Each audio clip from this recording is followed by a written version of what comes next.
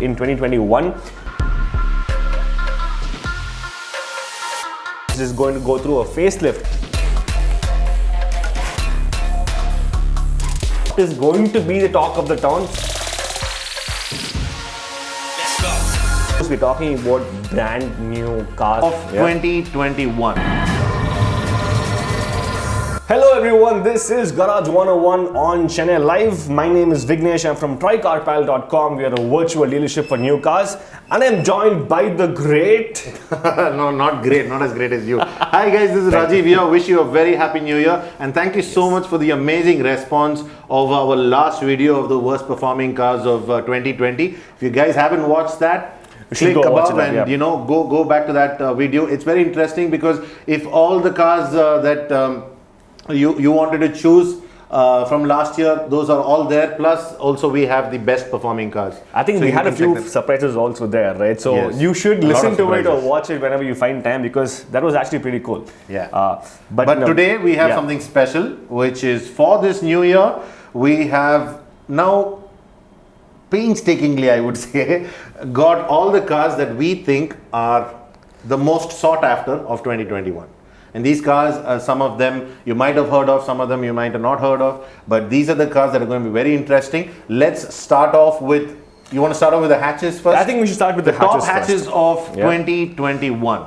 Also, a disclaimer here, right? So we are not going to talk about facelifts, right? We could have a hatchback in 2020, which is going to go through a facelift in 2021. We are not talking about those. We're talking about brand new cars that were not there in 2020, right? So having said that, I think we have to talk about what is going to be the talk of the town, say in the second half of this year, which is the Kia Rio. Kia Rio. Yeah, Kia Rio, because Kia, as you know, is doing phenomenally well, and it's going to bring out the Rio, which could be like the equivalent of the Hyundai Grand i10 Nios. So the Middle East and the North American markets, the Kia Rio has been there for ages.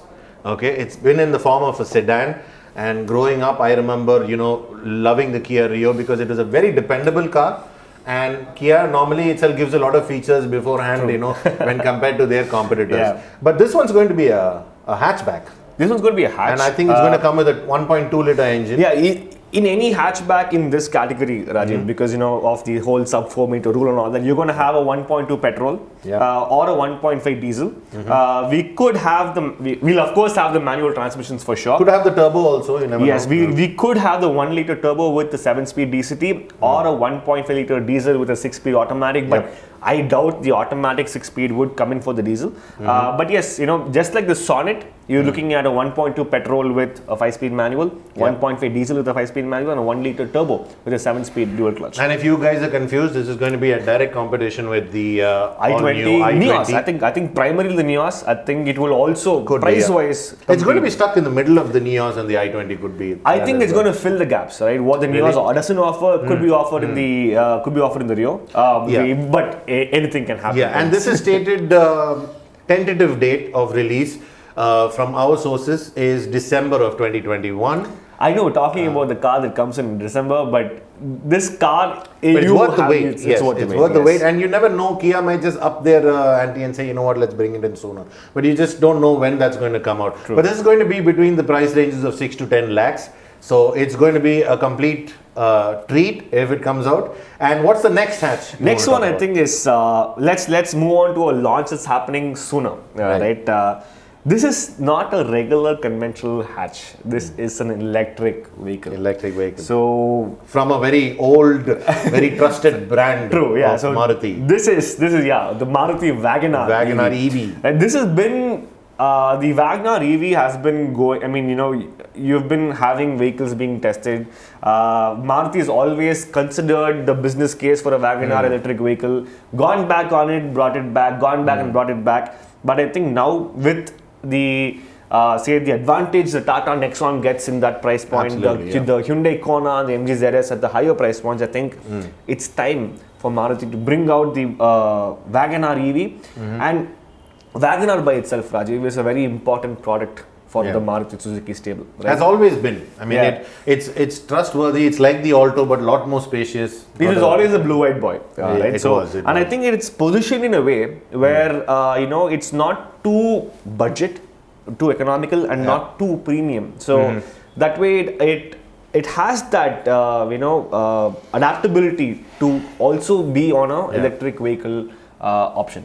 And this one, guys, this one is very important car for Maruti Suzuki because this is going to be one of the very few affordable electric vehicles that are going to come out. So that's going to snowball. That's going to snowball. That's very important for Maruti that they get it right. I hope this is not another Stingray, if you remember that the Wagoner Stingray. We don't want that, but then again, it's been tested since 2018.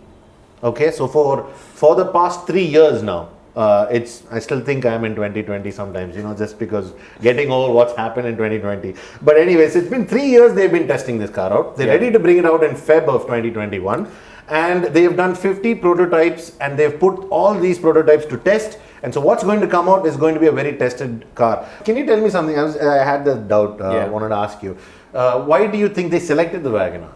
And not any other car. Like I said, so it's a very adaptable vehicle from a positioning standpoint. I'm not sure about the engineering wise because it's going to be on a different platform altogether. Right. But the Wagoner brand, the Wagoner, what it stands for in the market, right, is so they wanted a trusted brand and they want to experiment with that. So now when it comes to the sedans of 2021. Right. So keep in mind that sedans aren't really aren't at the highest of preferences, right, for the market. So the market is moving towards SUVs, and therefore naturally you will have a lot more SUVs being lined up for launches. Right. But sedans, there are still companies that are passionate about sedans. Unfortunately, Honda had to pull the plug on the Civic. That's by far the saddest news I've heard. I wish that wasn't the case. But the Civic is gone. Big prayers to Honda, to get but I think any Civic buyer, let's say 1 year earlier, 2019, 2 years earlier, right? You had 3 cars, right? It was a Civic. You had the Skoda Octavia, and then you had the Elantra. In the same Civic class is out. Civic is out. So the space is now going to be filled by the Octavia. Yeah. Right. The Octavia is going to be a car that's going to be looked forward to the most in this space. The Elantra is neither here nor there, so I think we can safely remove this from the whole equation. Yeah, I mean, if you look at the old Octavia and you remember the first Octavia that came out, I think in 2003. The Octavia, then the Laura, and then the Laura and all of that. They made the new Octavia good, it did a lot more sales when they did up the design. So what can people expect from this? Is it going to be a completely different design language? It is going to look a little different, yes. Not too comprehensively. It is going to look very primitively Skoda. But it's not a facelift. It's a next generation. It's going to be a comprehensive change. Okay. But the biggest change is that you're not going to have a diesel. Because Volkswagen as an entity has completely moved away from diesels for India. The whole group, even the Audis and the Porsches, don't have any diesels, right? So it's a all petrol lineup. So you're looking at a 2-liter TSI petrol, which is there. And they're super powerful, guys. In case you very powerful, very powerful. The TSIs are always powerful. So with the DSG, right? With the DSG, of course. I mean, here you need to have the DSG, right? Otherwise, it doesn't make sense. So it is the same combination that's been there in the Volkswagen Tiguan Allspace. So the 7-speed DSG, sorry, 2-liter TSI with the 7-speed DSG, now going to be in the Octavia also. I think that's going to make it a hoot, right? That's going to be a brilliant drive. Absolutely. So you have the Mercedes Benz. So earlier you had something called the CLA, right? So now it's not the CLA anymore, but it's an A-class, but it's called limousine. Right? Called the limousine. So it's called the A-class limousine. I think this is going to again be a gap filler for Mercedes-Benz, right? Because they don't have an entry-level sedan in the picture. It starts off with the C, then the E, and the S, and so on. Exactly, and the C's are becoming really expensive now. Yes, worth the amount, but then if you can afford it.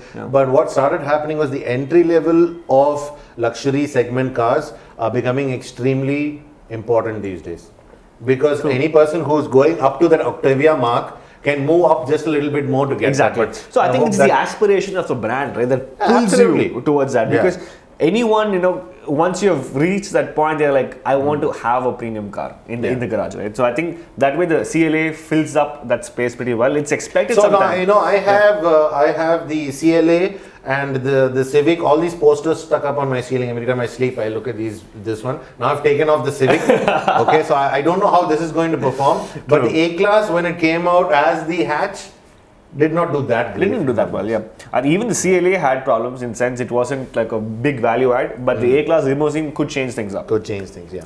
It's expected sometime in Feb of 2021, right? So that's what. Yes, and it's going to be between the range of 30 to 35 Easy, lakhs. definitely, or maybe even 35 to 40 to be more precise. Yeah. So that's what you can expect from the sedans. These are the two that we selected. SUVs are the in thing right now. You are right. The whole world is riding the SUV wave. Yeah. You have SUVs that are actually SUVs. You have SUVs that are hatchbacks, but designed to be SUVs, right? So, but I think by just the shape, let's just call it SUVs. Absolutely. The first thing I think, after the Mahindra Thar, which is like a true blue SUV, right? Yeah. So I think a lot of people are hoping that the Jimny comes in, right? It's the Maruti Jimny, right? And I think we were talking before the show, right? And how it's like a mini Thar, if I can put it that way. Yes, it's a nice mini Thar, exactly. Yeah. You couldn't have, the thing is, the boxy designs, they all have that retro look of the Gypsy. Retro look, exactly, the retro look of the Gypsy, but it is all the features, comes with 100 horsepower and a 1.5 liter engine. So, interestingly, what they've done is, Maruti does not have, I don't think they want to bring in a new engine. So using the same 1.5 that's there in the Brezza, the Ciaz and so on. It is petrol. It is petrol. It's only petrol. Only petrol. Maruti and diesels are now they don't have a relationship anymore. So instead of mounting it, for a front wheel drive configuration, the same engine now sits longitudinally for a rear wheel drive configuration, and therefore it's a possibility that you also get the 4-wheel drive system from that. They're planning to launch it in March of 2021. True. With a price bracket of 7 to 10 lakhs. As long as they are able to get the pricing right, and yes, you can create some pull, of course, but I think what should be important is that there's a 2-door Jimny and there's a 5-door Jimny. Yes, and I don't think the 2-door is going to work very well. The 2-door is not going to work really well, and I don't think Maruti will do that. Yes. Right. So I think unlike the Thar, which is a 2-door system right now, yes, you are likely to get the 5-door Jimny. 5-door option, yeah. I think that's going to add the practicality factor that the Thar doesn't have. So to sum up, this Maruti Jimny is going to be a great car to look forward to in 2021. We can expect it in March between the range of 7 to 10? 7 to 10 lakhs. So this one's called the Renault Kiger, right? So it's basically the Kwid plus Triber, and it's like Tiguan, which is Tiger and Iguana, but this is the Kiger, which is the Kwid and Triber to put together to make Kiger, right? Yeah. So it's going to be just like the Triber, but it's likely to be it's going to be designed like a SUV, yes. Probably could have subcompact. Of course, probably could have 7 seats, right? That could be the difference, because this is again going hand in hand with the Nissan Magnite. Exactly. So it needs to show the difference. So the seating configuration could be the differentiator. Could be different, okay. Right? So this is going to come with the naturally aspirated 1 liter. Yeah, and the turbo 1 liter. Turbo 1 liter. Right, so these are 2 engines that I'm sure would be there in the Kiger, because the Triber is going to get the 1 liter turbocharged as well. It has a 1 liter naturally aspirated right now. Okay. The Magnet has these two together. So you're looking at, again, just like the Magnet, you're likely to have a ton of variants. Yeah. So this one's coming out March 2021 at 6 to 8 lakhs. Yeah. That's a good range. It's the same again. I think it will go a little higher than that. But we never know, Rajiv, because this Renault and pricing could surprise us equally. Yes. Right? So you have a Hyundai Creta, but it's a 7-seater configuration. 7-seater Hyundai Creta, imagine that, right? Yeah, so that's again not going to be too different than the existing Creta.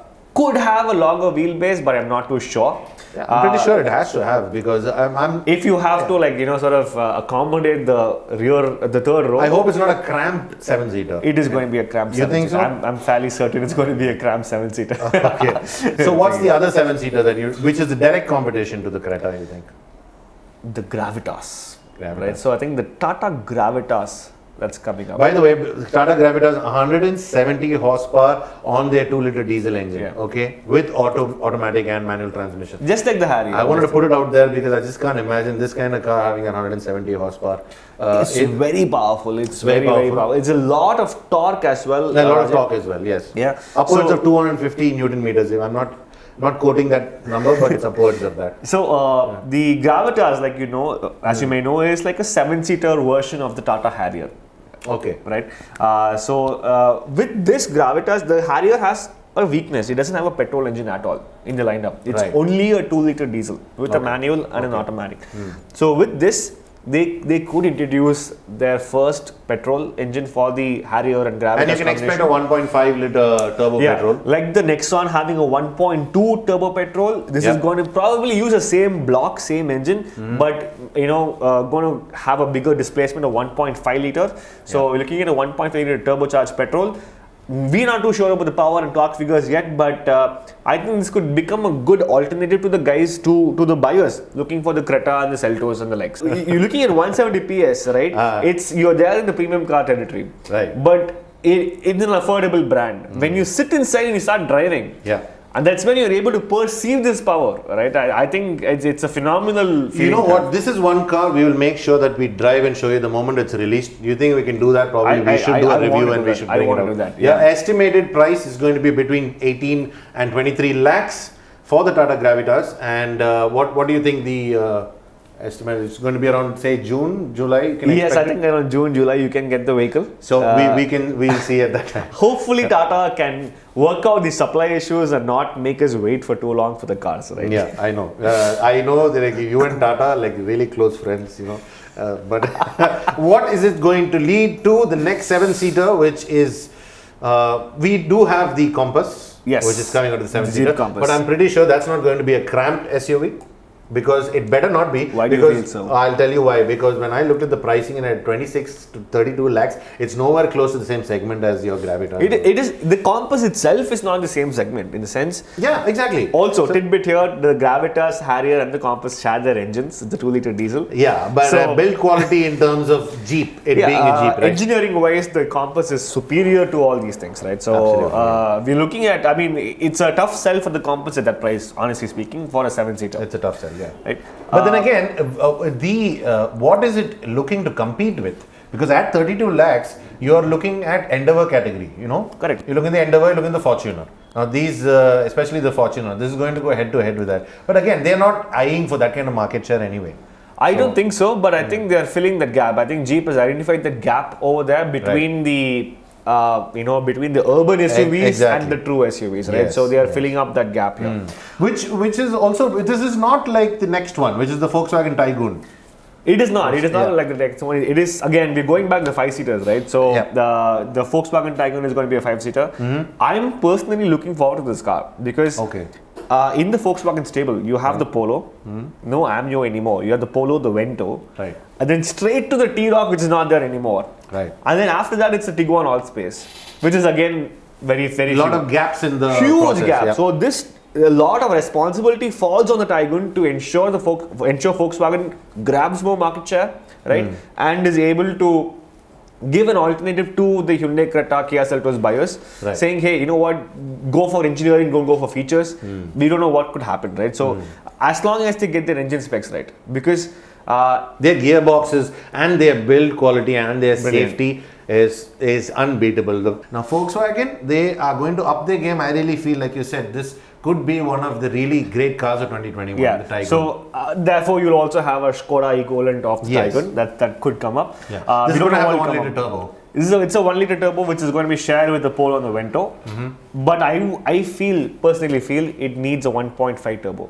Oh, you think so? Yeah. I feel that way. Now what if there is a whole new brand launching? Are you talking about the French brand by any chance? Yes. I mean, when we're talking about, build quality, I was thinking, European brands in general bring that feeling of build quality, bring that, they have to, otherwise they couldn't have survived in their hometown. Had they brought out a car like, I mean, again, I don't mean this in the wrong way. It has to be an affordable thing. I mean, for us, it's got to be affordable, but that sense of everything has to be good quality, even if you are buying the car at a very low end. But this is no low end car. This That's is what not shocked me the most. This is not one's a the low-end car. Citroen Yeah. C5 Air Cross, which is stated for release on April 2021, between the range of 25 to 30 lakhs. So it might look like a small car. Don't tell me this is a sub 4 meter. Of course not. Of course not. You will have a sub 4 meter car coming up later from Citroen. Okay. But the thing is, Citroen was supposed to come earlier in 2020.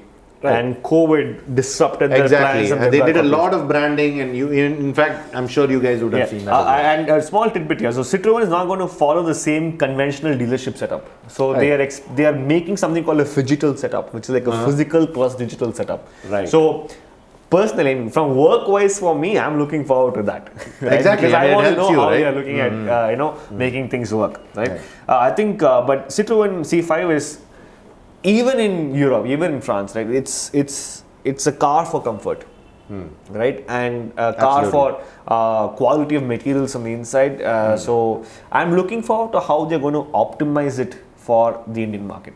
Talking about European brands, then let's go for which is a UK brand, right? Which is like I'm talking about MG. Yeah. But this need not be a British product. It's not going to be a British product altogether. This is a ZS, right? You have the ZS EV, but as you might know, the ZS is not exactly a traditional electric vehicle. It was not built like a traditional electric vehicle. Right. It is a traditional SUV, which is sort of worked around to make it look like an electric. And it could also be one of the most powerful cars in its segment, with I think roughly with a 1.3 liter turbo. Correct. And if it comes out of a 1.3 liter turbo and it's competing with 161 horsepower with a price range of 10 to 17 lakhs. It's very aspirational. I'd love to look at that car. On a personal I level. don't know how they are going to manage that pricing. Right. I really don't know.